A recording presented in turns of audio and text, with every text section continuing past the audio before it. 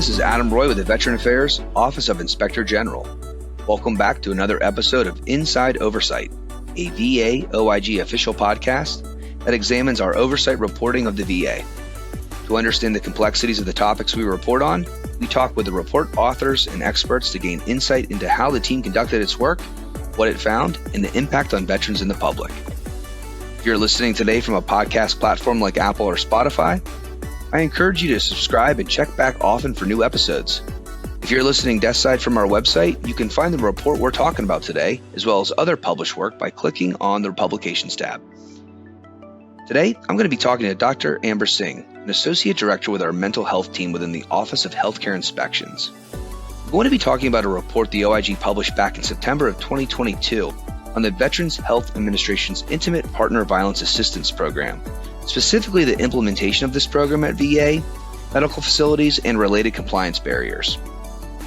I will note that just recently our Inspector General, Michael J. Missel, testified before Congress on how the OIG's work enhances VA's accountability and continuous improvement efforts for its services, programs, and operations.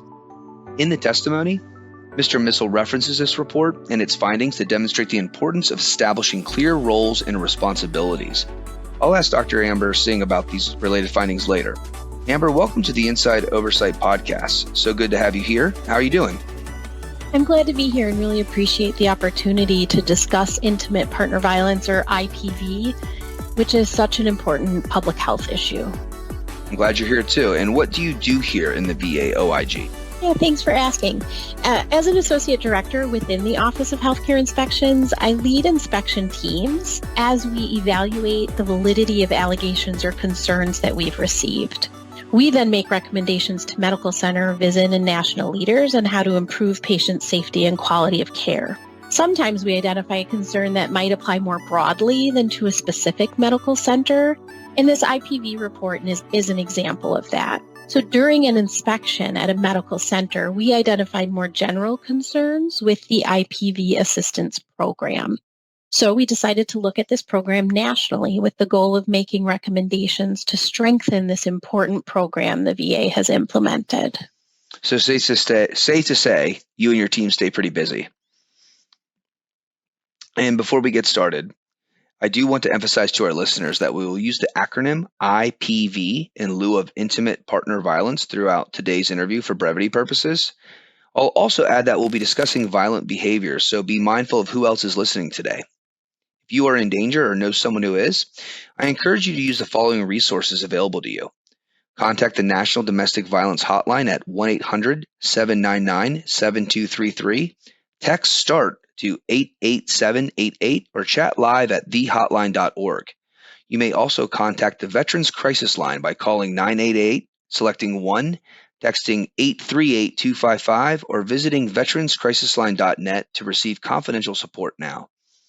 Dr. Singh, I'll start by saying when this report was suggested as a topic for the Inside Oversight podcast, the phrase intimate partner violence was a bit unfamiliar. What is IPV, and is this a relatively new area of focus? Sure. IPV is abuse or aggression in the context of a romantic relationship. It can include physically or sexually violent behavior by a current or a former intimate partner, as well as psychological aggression or coercive acts and stalking. The CDC first started collecting data on the incidence and prevalence of IPV back in 1995 and 1996. And in 2012, VHA convened a task force to address the lack of a national policy related to IPV, which then led to the development of VHA IPV policy. It's also notable that IPV can range in severity and frequency. It can happen in both heterosexual and same-sex relationships, and it doesn't require sexual intimacy or cohabitation in the relationship. IPV affects all demographics across genders, sexual orientation, age, ethnic identity, and socioeconomic factors. And what are the consequences of intimate partner violence? The consequences of IPV can be quite serious and range from physical injury to negative psychological and health problems. For example, individuals who experience IPV are more likely to suffer from anxiety, depression, post-traumatic stress disorder, and self-harm behaviors, and may also experience increased rates of heart disease, digestive conditions, and other chronic diseases. It's also really important to recognize that individuals who experience IPV are more likely to engage in risky health behaviors, things like smoking, heavy alcohol use, and decreased preventative health care. So the impact of IPV can be both overt and subtle and can be apparent during both times of violence and long after the violence has ended. Okay, so you mentioned VHA's IPV policy or Directive 1198, published in January 2019. Now, the policy considered a medical facility out of compliance if a designated coordinator or the implementation of the full scope of services was not in place as of January 2019. How long has VHA had this program operational? That's a great question. While the program policy was established in 2019, the IPV Assistance Program, or IPVAP, was first launched in 2014.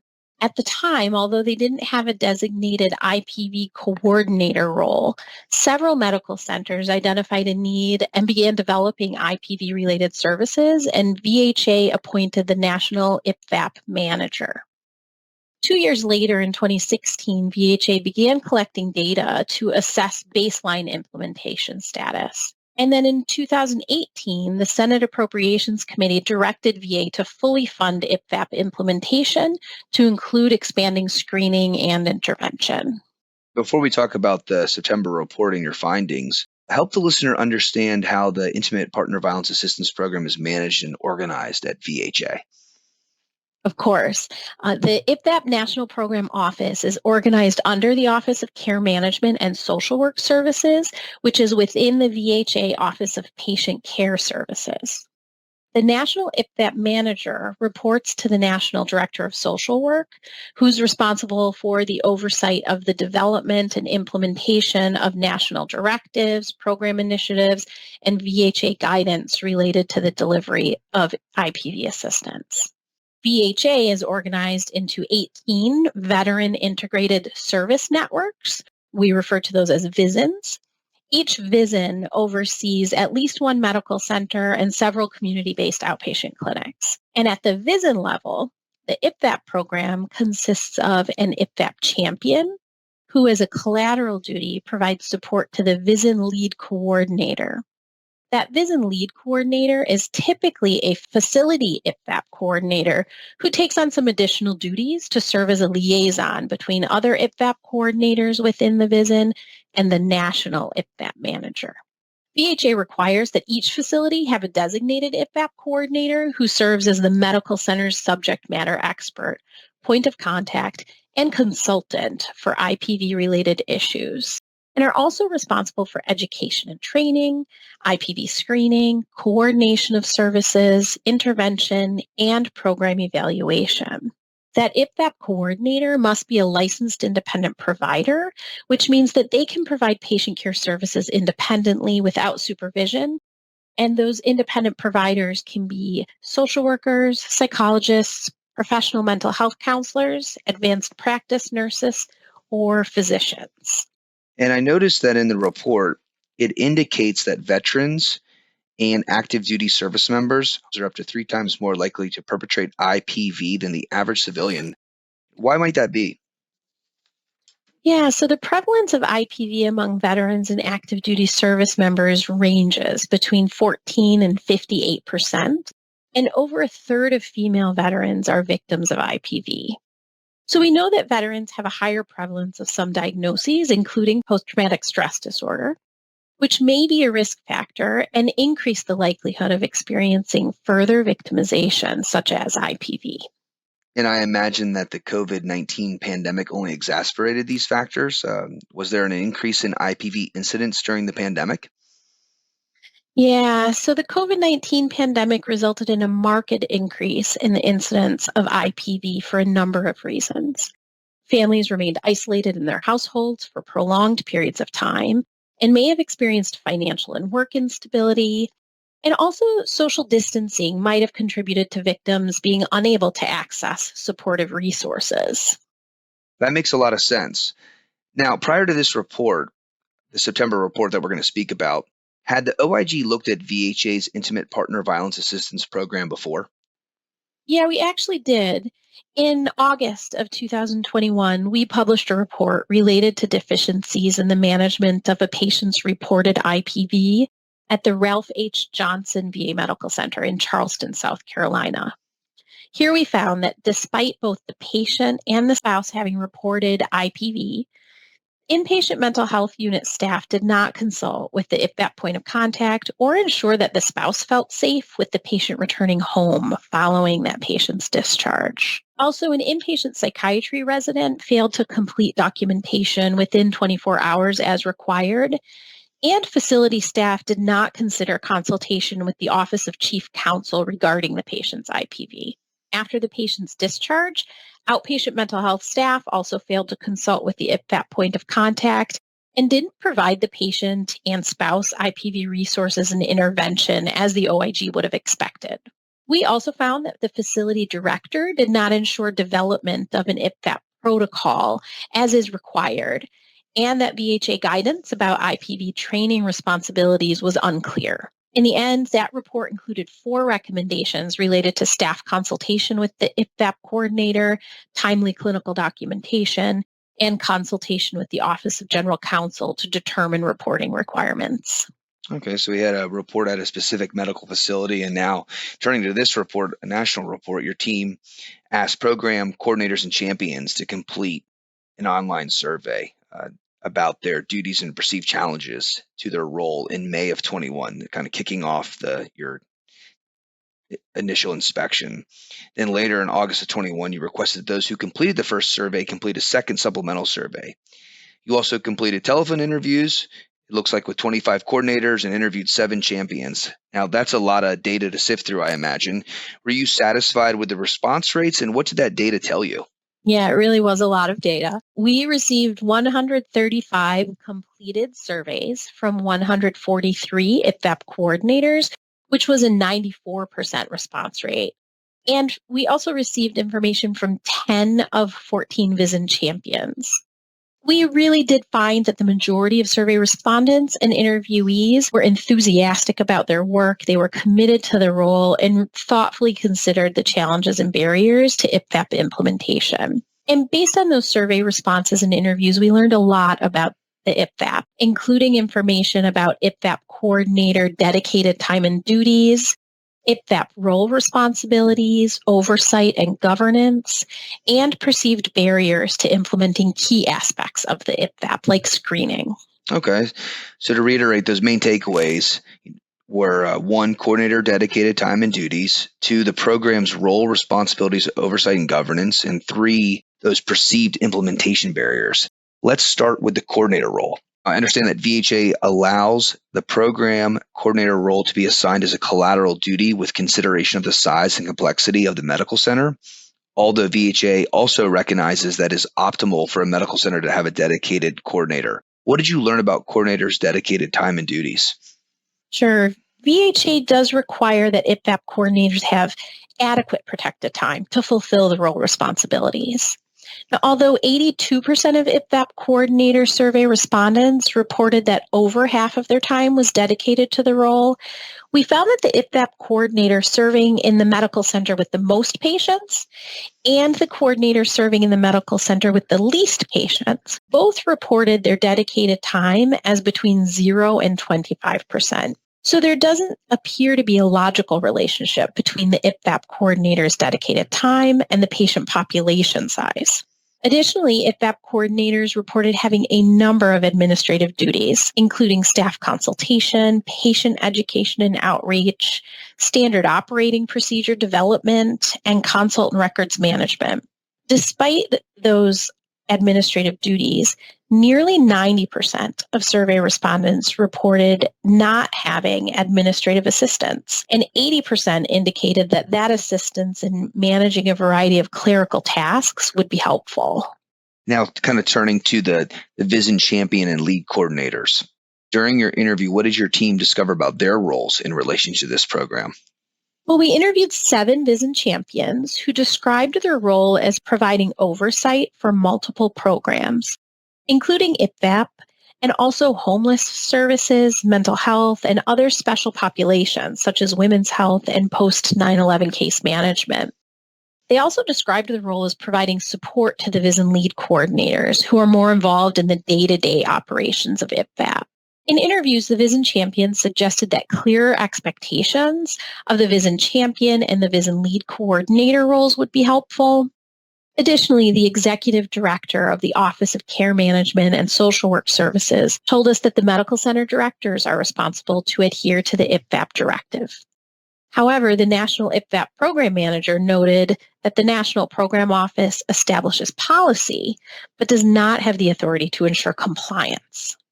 Further, while the National Program Office can provide support for IPVAP implementation, rescinding funding is their only recourse if a medical center is not compliant with implementation in accordance to the directive.